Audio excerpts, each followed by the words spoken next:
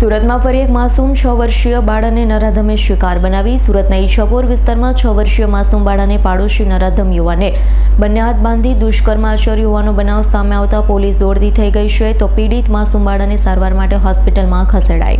ઈચ્છાપુર વિસ્તારમાં રહેતા એક પરિવારની 6 વર્ષની દીકરી જ્યારે તેના કાકા સાથે ઘરે હતી ત્યારે આ ઘટના બની હતી. બાળકીના માતા ઘરકામ કરે છે અને પિતા મજૂરી કામ કરે છે.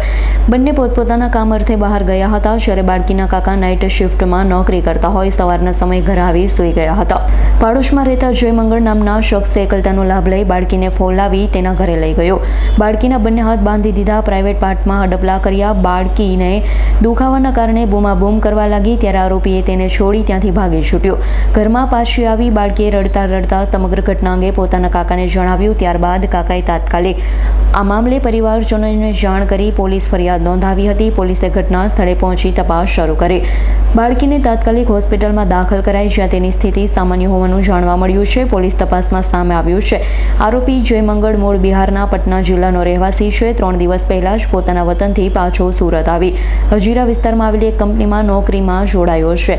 આરોપી ઘટના બાદ ફરાર થઈ ગયો છે. પોલીસ તપાસમાં જાણવા મળ્યું છે કે સુરતમાં એકલો રહેતો હતો. હજીરા પોલીસ દ્વારા અત્યાર સુધીમાં અલગ અલગ 5 ટીમ બનાવી દેવાઈ છે. નજીકના વિસ્તારોમાં લાગેલા 50થી વધુ સીસીટીવી કેમેરાના ફૂટેજ ચકાસવામાં આવ્યા.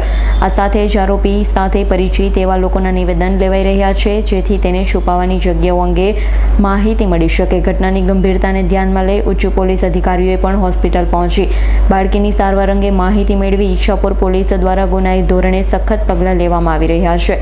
બાળકીની વયના ધ્યાનમાં રાખી દુષ્કર્મની કલમ અને પોસ્કો અધિનિયમ હેઠળ ગુન્હો નોંધવામાં આવ્યો. Bureau report S9 news Surat. અમારી તમામ માહિતીથી અપડેટ રહેવા માટે જોડાયેલા રહો S9 ન્યૂઝ સાથે.